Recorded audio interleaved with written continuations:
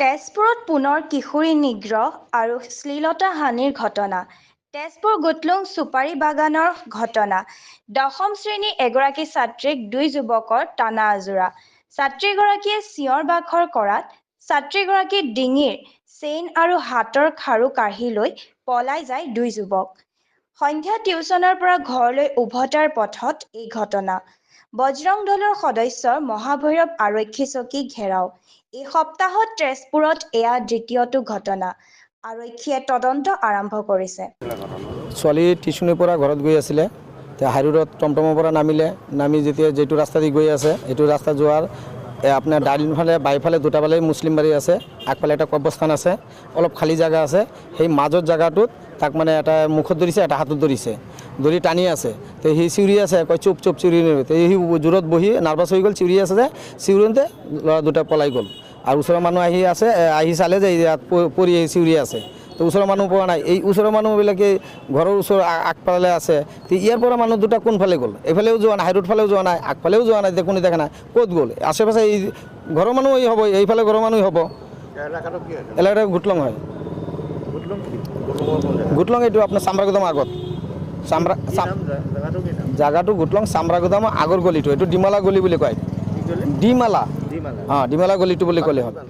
তাতে মুছলিম মানুহ আছে আগফালে ৰোডৰ লগত, আৰু ভিতৰতে আমাৰ হিন্দু মানুহ আছে। তেওঁলোকে আশ্ৰয় এনেকৈ হ'ব। সেইটো জেগাত মানে চিউৰি আছে, চিউৰি ওলোৱাৰ পিছত এটা মুছলিম ছোৱালী আহি তাক ধৰিলে। ছোৱালীটো 15 বছৰ, এতিয়া 10ত পঢ়ি আছে। দুটা, সি অকলে মানে টমটমৰ পৰা নামি গুচি আছে।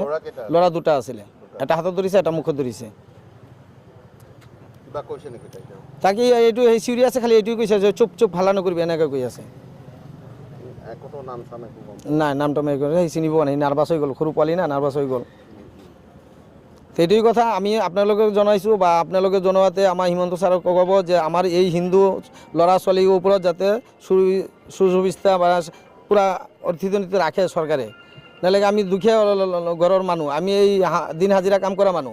আমি ল'ৰাটোতো সি জানামতে এইটো জেগাত আপোনাৰ মুছলিমেই হ'ব, আৰু বেলেগ কি হ'ব, আৰু বেলেগ ধৰণৰ মানুহ নাই এইটো জেগাত। মুছলিমকে ঘৰে আছে, এইটো ছাড়া নহয়। আৰু এইটো ৰাস্তা যে আপডাউন কৰে, এইটো জানা মানুহ, ইয়াৰ মানুহ হ'ব। এই টাইমত সি টিউচনৰ পৰা আহে যায়, তেনেকৈ হ'ব না। কি ক'বলগীয়া মানে, আপোনালোকে যদি বিষয়বস্তু সকলোৱে যেন আজি প্ৰায় এসপ্তাহ 2 সপ্তাহমানৰ আগতে, ঠিক একজেক্ট সময়টো মনত নাই, তেজপুৰৰ হিউজ কোৱান্টিটিত সেইটো জেগাত ড্ৰাগছ প্ৰশাসনে ধৰিছে। আৰু আজি ক'বলৈ গ'লে আমাৰ এইটো 48 ঘণ্টা পাৰ হ'লে আকৌ এইটো ছেকেণ্ড কেছ। মানে এটা এনকাউণ্টাৰ পুলিচে কৰাৰ পিছত তেওঁলোকৰ মনত সেই মনত মানে ভয় ভাৱটো নাই। એટલે তেওঁলোকৰ মানসিকতাটো কি ভাবক। আচলতে এজনী ছাত্ৰীৰ প্ৰতি সেই মানসিকতা তেওঁলোকে ৰাখিবলৈ আচলতে তেওঁলোকে প্ৰশাসনকো চেলেঞ্জ কৰিছে। কাৰণ প্ৰশাসনে আজি 48 ঘণ্টাৰ আগত দুজনক ধৰিছে, তাৰপিছতো তেওঁলোকে বেক টু বেক কৰিবলৈ সাহস কৰিছে। এইটো ক'ৰবাত নহয় ক'ৰবাত প্ৰশাসনকো চেলেঞ্জ, আৰু ক'বলৈ গ'লে তেজপুৰবাসীকো এটা চেলেঞ্জ।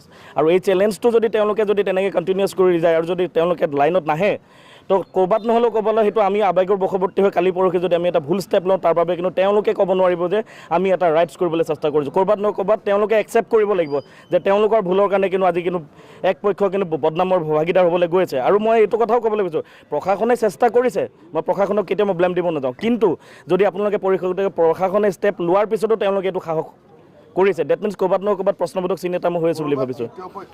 ক'ৰবাত তৃতীয় পক্ষ আছে, এইটো সম্পূৰ্ণৰূপে আমাৰ বিশ্বাস আছে। কাৰণ কিয় নহ'লে এজন প্ৰশাসনক কোনোবাই ফেৰ পেলাই বেক টু বেক 48 আৱাৰ্ছৰ ভিতৰত কৰিবলৈ ক'ৰবাত নহয় ক'ৰবাত তেওঁলোকে বেক ছাপৰ্ট এটা পাব লাগিব। তেওঁলোকৰ নিশ্চয়কৈ এটা বাহিৰা শক্তি জড়িত আছে। আৰু মৌলবাদী শক্তি যদি এইটো শক্তিত জড়িত আছে, তেতিয়াহ'লে এটা কথা মই ইতিমধ্যে কৈছোঁ, এইখন কিন্তু তেজপুৰ হয়। আৰু ইয়াত যদি কোনোবাই মহিলাৰ ওপৰত হাত তুলিছে, সেই হাত উঘালি কিনে আমি কিন্তু হাত ডিঙিত ওলমাই দিম, এইটো প্ৰতিশ্ৰুতি দিলোঁ। আমি এজ পাৰ ল যি হৈ ল'ম, আমি FIR-খন এতিয়া জাষ্ট পাইছোঁ।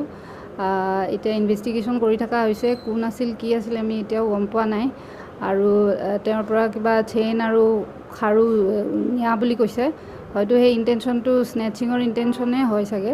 আমি সেইখিনি এৰিয়াৰ কি কেনেকুৱা বেড এলিমেণ্টছ আছে, সেইখিনি আমি আজিৰ ভিতৰত আমি হেৰি কৰায়ত্ব কৰিম। আৰু ইতিমধ্যে তেওঁলোকে দাবী কৰিছে যে তাতে অবৈধভাৱে দখল কৰি আছে ঠাই, হয়। সেনেকুৱা যদি হৈছে, সেইটো আমাৰ চাৰ্কেল অফিচাৰ আছে, DC ছাৰ আছে, তেওঁলোকক অৱগত কৰোৱা হ'ব আৰু সেইমতে একশ্যন লোৱা হ'ব।